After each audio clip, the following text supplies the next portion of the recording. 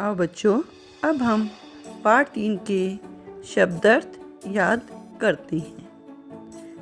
पहला शब्द है संतान। इसका अर्थ है औलाद। क्या है? औलाद।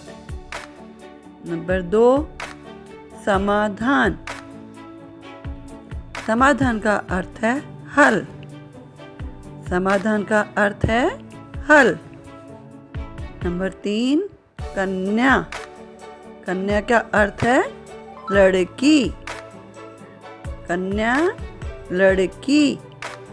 नंबर 4, सर्वत्र। सर्वत्र का क्या अर्थ है? चारों ओर। सर्वत्र, चारों ओर। नंबर 5, घोषणा। घोषणा का अर्थ है मुनादी।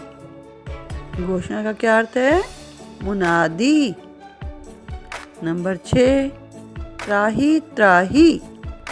त्राही त्राही का अर्थ है हाहाकार। त्राही त्राही का अर्थ है हाहाकार। नंबर 7, फाल। फाल का अर्थ है हल के आगे का नुकीला भाग। हल के आगे का नुकीला भाग। आओ बच्चों, अब हम पाठ 3 में आए कठिन शब्दों को दोहराते हैं। बच्चों, उच्चारण पर विशेष ध्यान देना। पहला शब्द है शास्त्र। शास्त्र। पंडित। पंडित। खुदाई। खुदाई। सूखा। सूखा। कन्या। कन्या। संतान। संतान। वर्षा। वर्षा। समाधान। समाधान। धनुष। धनुष। विवाह। विवाह। घोषणा। घोषणा। श्री रामचंद्र। श्री रामचंद्र।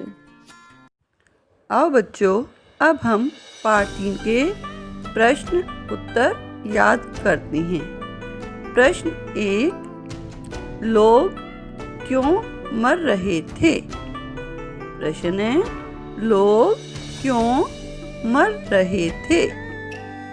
इसका उत्तर है सूखा पड़ने के कारण लोग भूख से मर रहे थे। क्या है इसका उत्तर?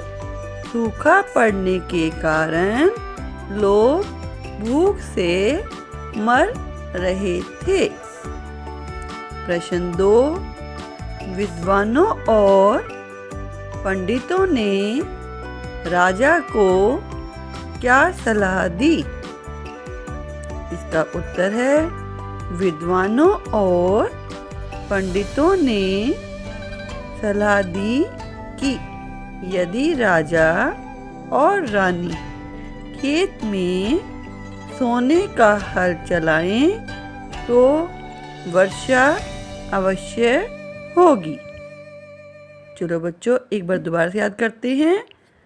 विद्वानों और पंडितों ने सलाह दी कि यदि राजा और रानी खेत में सोने का हल चलाएं तो वर्षा अवश्य होगी।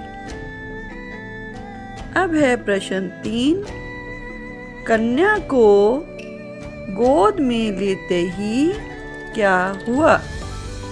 प्रश्न 3, कन्या को गोद में लेते ही क्या हुआ?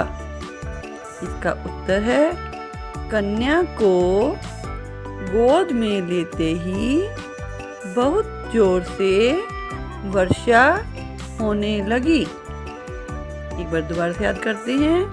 कन्या को गोद में लेते ही बहुत जोर से वर्षा होने लगी। अब प्रश्न 4, सीता का विवाह किसके साथ हुआ? प्रश्न दोबारा सुनेंगे।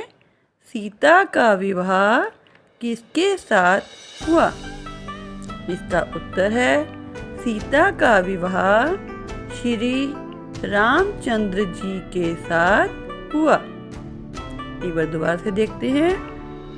सीता जी का विवाह श्री रामचंद्र जी के साथ हुआ।